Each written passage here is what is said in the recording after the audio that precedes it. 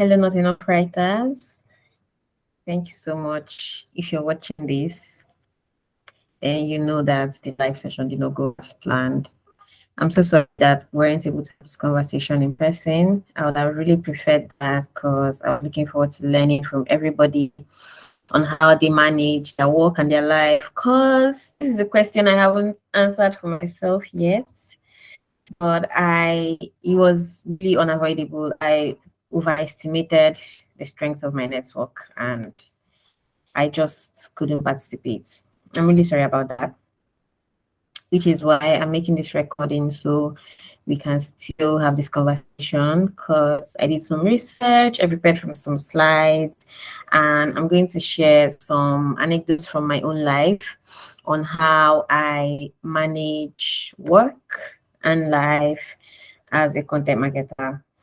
I think that this is a very important topic, especially because a lot of us work remotely. Remote work has come to stay. It's a mainstay of the content marketing industry, even in Nigeria where I am. And it's harder to manage your time, which is really what work-life balance comes down to. It's harder to do that when you work remotely. Personally, I'm not the best manager of my time.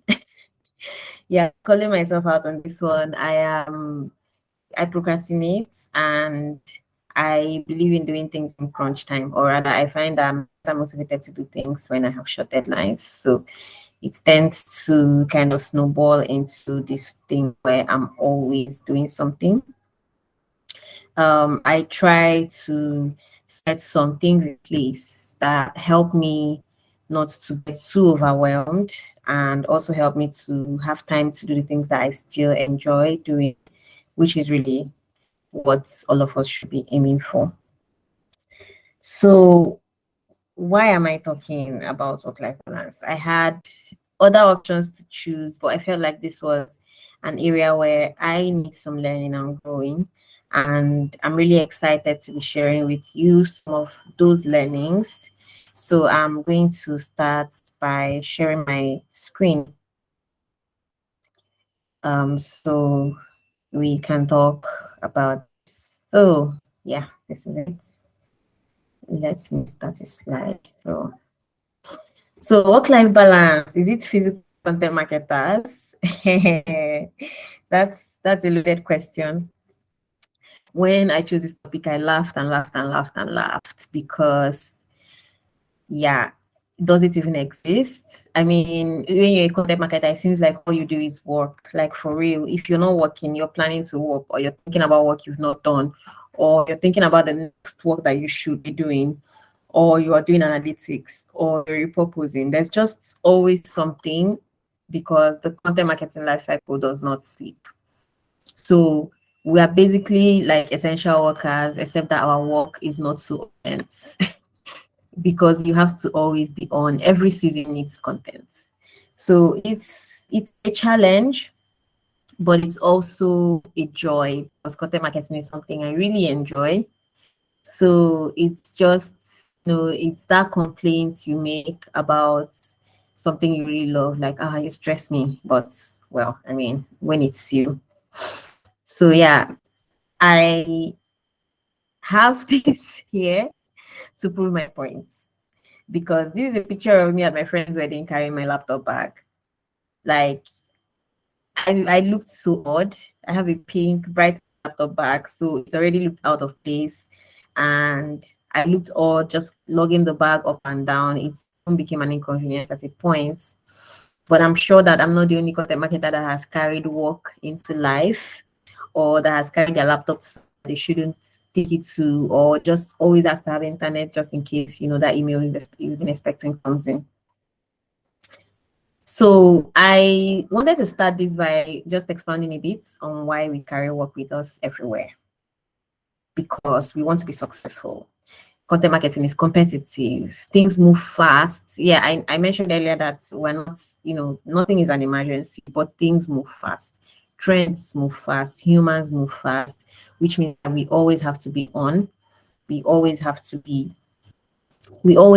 to You have to be responsive, basically. And that's where the whole work-life balance thing comes in when you're a content marketer, because you can't be responsive and offline. People talk about taking social media breaks. I can't take a social media break because I'm on social media. My work is on social media. My job is going through social media.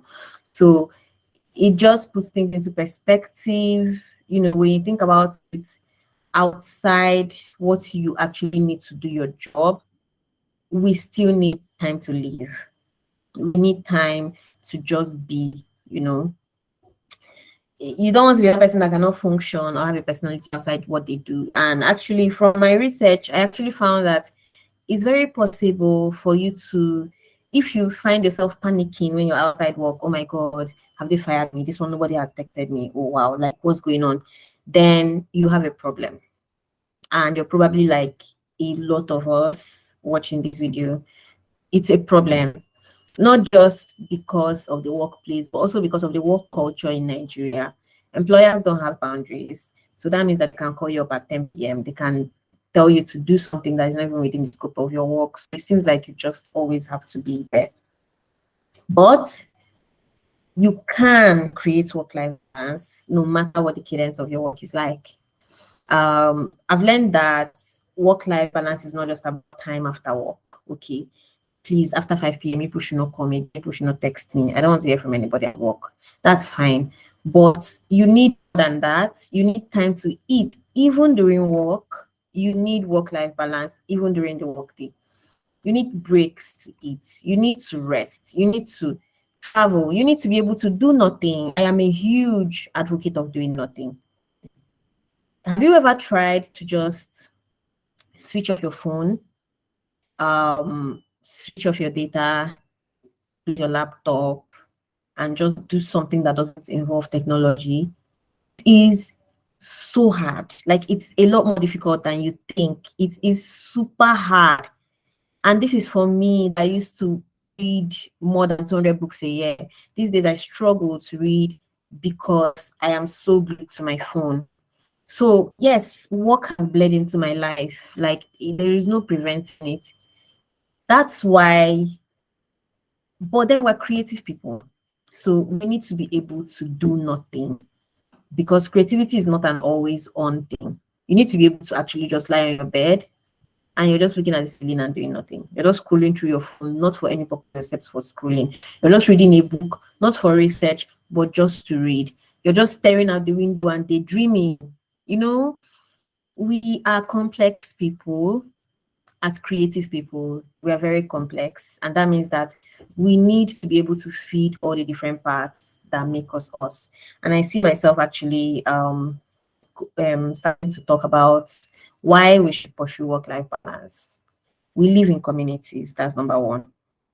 If you live alone and you don't have any other interests, you still need to cultivate relationships in your life. And that means that you need to invest time and resources in people. You can't do that if the people that are important to you always feel like something comes before them. I'm going to use our parents as an example of this. A lot of us have parents that both mom and dad was working, or like mom had a different job than dad. So one of the parents is just always more available. And you see that as a child, there's just something about the parent that's present. You know, you gravitate more towards that parent. The one that kind of becomes a mythical figure, you know, in your life. They only come at specific times and do specific things. My dad was like that. Like, my dad walked away from us, so he used to come home on weekends, and that was fun time for us. So him now, he had to make that trade-off of not seeing his children for 5 days a week and see them only for 2 days because of work. I don't know what work-life balance was to him then, but I know that as a child, I really wish that we saw him more. So people that love you, the people you love, they deserve your time and your energy, and they deserve it distraction free. They deserve it not, oh, you're typing on your laptop and you're telling your child, oh, hey honey, mommy is coming, you know, stuff like that. We also need hobbies that recharge our creative tanks. I mentioned that we're creative. That's just the facts. We need to be able to recharge what makes us us. We need to be able to imagine and to just be. And that's why we need life in addition to work. We all need time off to rest. There is nobody there that doesn't know that like stress causes problems. In fact, I didn't even add ulcers to this. When like ulcers from the anxiety, the thinking, the stress, you're working longer hours, your BP may be high, you won't even know, sir, like until one day maybe something happens that wakes you up. You hear people that slump at work, or they're just playing basketball with their friends and they slump because their heart is not used to that kind of strain. Like there's a lot why, and these workplaces are going to move on. Someone else will step in immediately and do things that you were supposed to do, because capitalism does not have any days of freedom. So you need to consciously reclaim that for yourself. Also, we need time to adults, like do dishes, sweep your house, do laundry, take a walk for your mental health, no matter how annoying it is, you need time to just do the day-to-day things that you have to do as an adult to move your life forward, which is why we need to work towards achieving work-life balance. So one thing that we need to consider that's very important is that work-life balance is going to look different for different stages of your life. For when you're in the start of your career, you definitely need to devote more time to work, and the people in your life will understand if in your 20s, in your 30s, you are grinding. I don't know if you saw those years letter from Friday. It talked about how, like, from your 20s to your mid 30s, you should be grinding. From your mid 30s to your 40s, you should be building for retirement, stuff like that. So it means that balance is going to look different at different times. Don't beat yourself up if you are the place in your career where you have to stay up nights to catch up on things, or like take extra courses, which means you have less time to hang with your friends. There's definitely been times when even you just won't have the time to socialize. And that's why it's good to build a strong circle, because if you do, then they will understand where you're at and they'll support you. Now, when you've got into a career where you can delegate more, you have the money to outsource some things in your life, like housework that might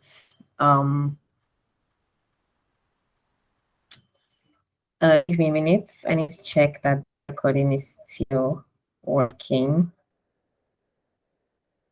Okay. So because it's just me, it's having some glitches. It thinks that there's nobody in the meeting room, but you and I are here. So thanks for staying here up to this point. So like I was saying, yeah, it's going to look different at different times in your career. Def. There were times when I was churning out 4 articles a day. I had to always be on. Like I had to be writing on my phone. But now when things are more laid back, that's the planning stage when you can plan ahead so that it works for you. So you also have to consider, what does work-life balance mean to you? When I started preparing these slides, I wanted to speak about all of this from my perspective, but I realized that it's going to look different for everybody. For example, for me, work-life balance means flexibility. It means that there is an element of remote work. In fact, I've come to see that it's very important to me that I don't have to go out every day to work. And that means that my career has kind of moved in that direction where remote opportunities, I'm more likely to respond to remote opportunities, which means I'm more likely to get remote opportunities. And even now, even though I work at a bank, my team is remote, which works perfectly for me. I remote some days, on some days.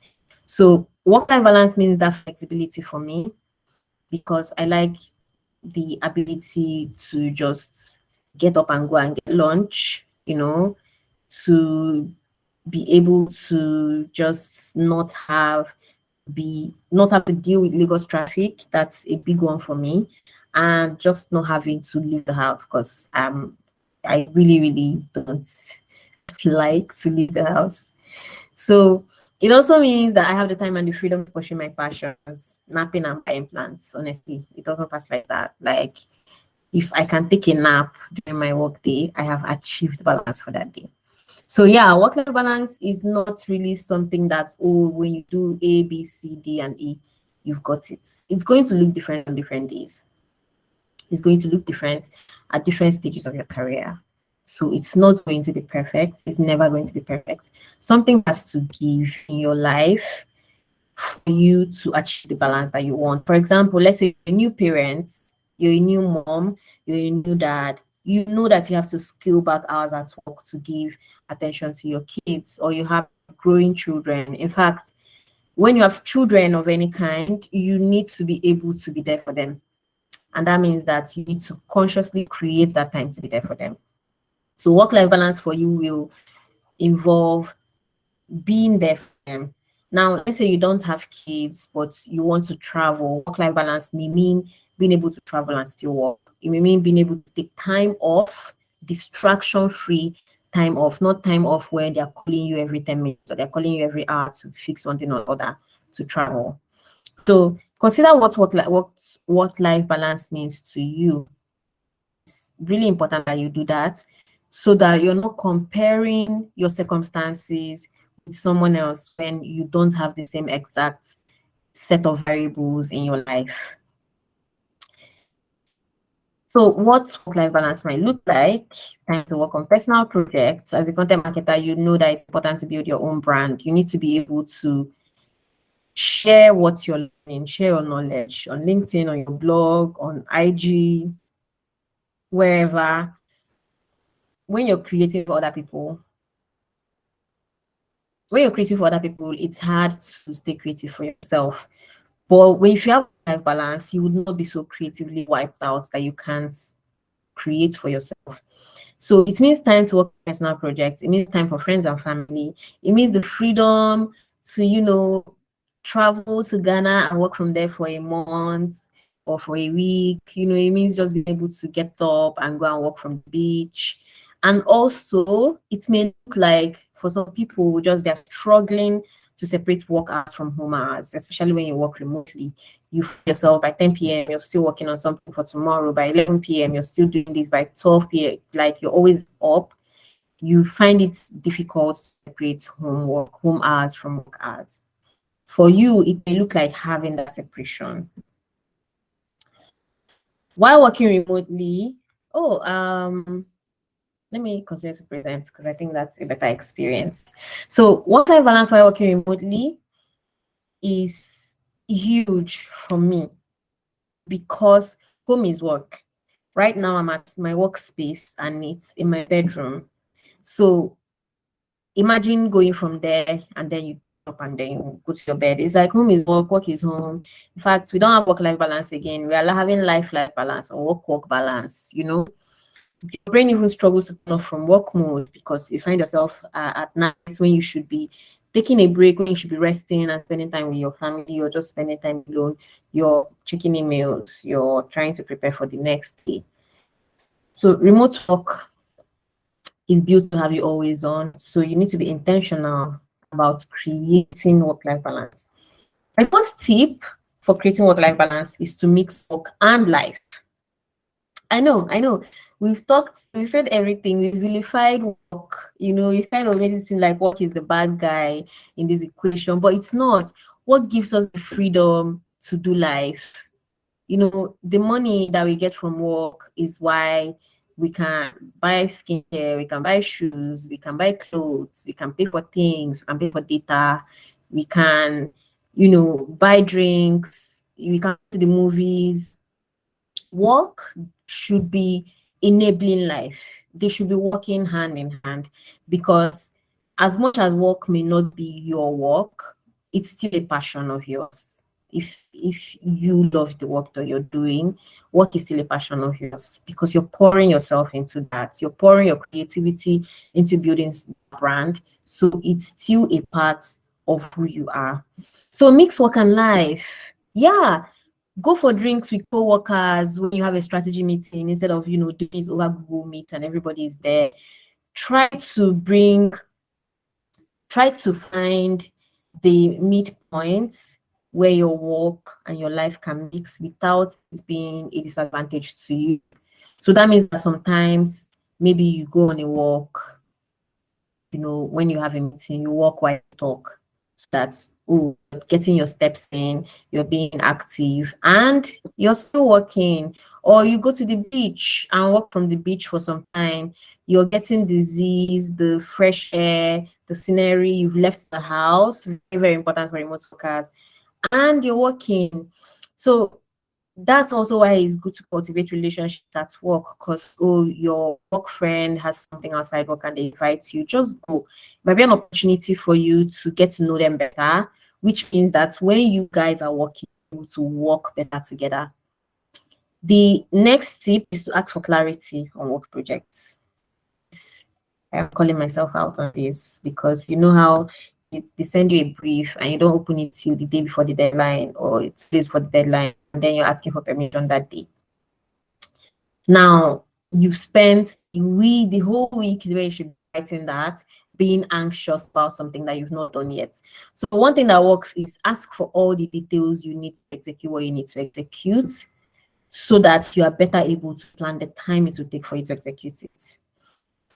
Let's say, oh, your boss says, hi, write a blog post on Ake Fest is going on right now.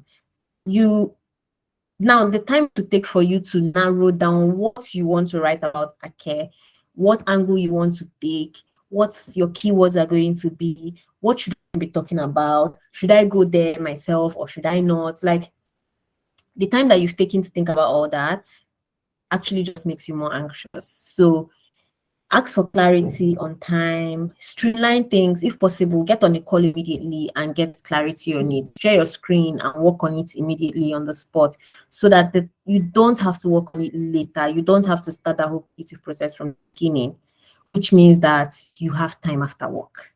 You know, separate work zones from home zones. Now, this part is really important. Your work desk should be your work desk. When you are going to eat lunch during your workday, step away from the work desk. When you're going to take a break for your mental health and sanity, which is very needed, step away from the work area. It really helps. When work closes, like when it's 5 p.m. and no sane person should be sending you any email again, step away from the laptop. Yeah, step away from it, because at that point it has become an enemy to your work-life balance. Another thing is to create boundaries and stand by them. Your co-workers should know how you work. If, like, for me, I don't like getting calls during the work day, like especially like for flashing, you're flashing. My young ones used to do that. They'll be flashing me during the work day, which would distract me, and then I'm annoyed because I don't know what you want to say, but you're flashing me multiple times. I don't even know if it's an emergency and I should call back immediately or I should wait till after work. So I had to, like, my family knows that if you call me during the work day, I will pick up because I know it's serious. Don't flash me. Which means that I get less calls during the workday, which means I have more time during the workday to focus on work. I'm very easily distracted. So the people around you should know your boundaries around work. Your co-workers should know your boundaries around work. For example, I don't text co-workers on weekends, which means that I expect you to text me about work on a weekend. Like, just don't. Even if you text me about work on a weekend, I don't answer until Monday morning by 8 a.m. because I believe that that time is my time, and there is no court in the world that's going to prosecute me for not being on during the weekend. I'm not a medical personnel. So create your boundaries, know what they are for you, test them out, see how they work, and stand by them. But also be flexible about what works, because sometimes on the weekend, yes, I do have to pick up a call, or I do have to quickly set a meeting for Monday, or I do have to just slide in someone's DM and just clarify something, or they have to slide in my DM and clarify something. So when those boundaries have to be subverted, let it be for good reasons. So you be flexible enough for those good reasons to still exist, but still have your boundaries. Another thing is to plan time off. I have my day planned out in blocks, you know, work time, eat, break, this and that. Oh, actually, that's not the same point. There's create blocks of time for breaks in your workday. Well, I'm going to just lump them together because part of those blocks of time for me is breaks. Breaks are very important. Like, let's say from 10 a.m. to 12 or from 10 a.m. to 11:30, I'm just taking myself after the morning rush meetings, sending things and all. So scheduling your breaks. But then when I say plan time off, I actually mean also plan your leave. Plan the time you take 2 days off. If your workplace is flexible about taking time off, plan how, like, actually do it. Take it. Like, you don't get any reward for being the person that dies at work. Take 2 days, just chill. If you can't take leave yet, you can take a half day off. Don't wait until you're sick. Guys, actually, this is very, very important. Don't wait until you're sick to take those days off, because then you'll be sick, and the days off are now for you to be sick and maybe not even recover. Because let's say you take 2 days and you have malaria, there is no way that in 2 days you'd have to be fine.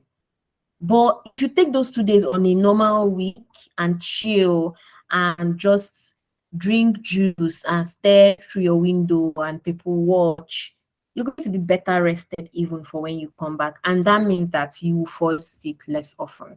I'm telling you. Another thing is plan vacations, plan your Christmas break, plan your Easter break, plan for your leave, and actually use that leave to be off work. Please. Set office hours and respect other people's office hours. Personally, once it's 5 o'clock, even my brain is off.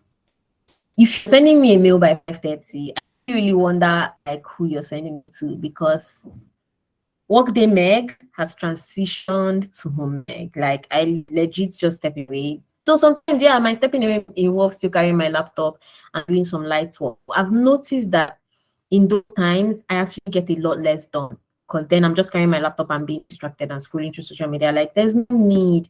Just close it and go and rest. Also, respect other people's office hours. If your organization is the type you can actually set your office hours on a public forum, like, let's say Microsoft Teams, or on your Google Calendar, so your on Slack, so your workmates, when they're messaging you by that time, they know that you are no longer in the office. Do it, and then respect other people's office hours too, because it comes back to you. It's reciprocal. Then identify when you're most productive so you can play to your strengths. If you're a morning person, you wake up with a burst of energy, use that to do the hardest things you have to do that day. So that when your energy is lagging, you're doing the things that can wait. And that means that you're better able to switch off work and switch on life, like after the work day. We've already talked about creating blocks of time for breaks during the workday. Please do it. 2 hours, 1 hour, 30 minutes for you to just breathe. Do like some deep breathing, meditate, anything that recharges you temporarily. You need it. We are not designed to be productive for 24 hours. We are not. It's impossible. It's impossible. Any workplace that expects you to be producing 24/7 is cruel, and actually you need to leave that place.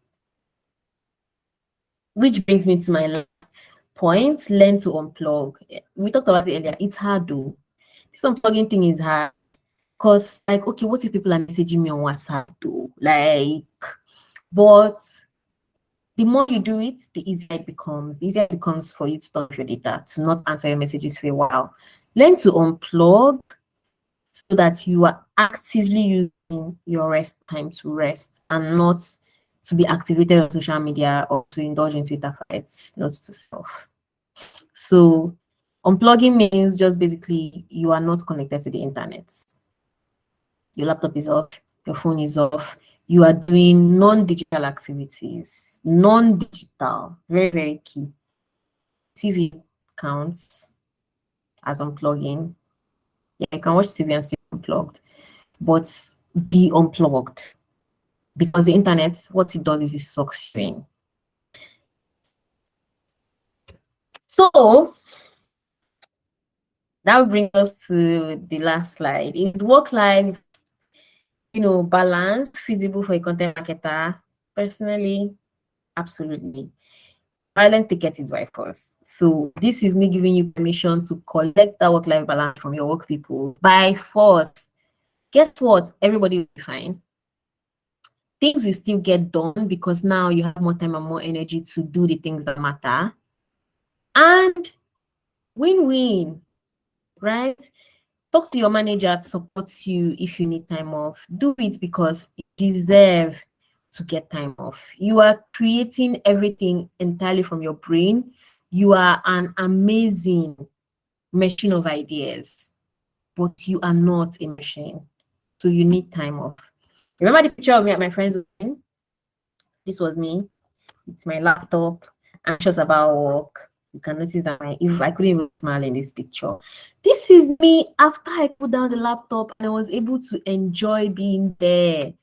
I was happier, I was freer, and the world did not end.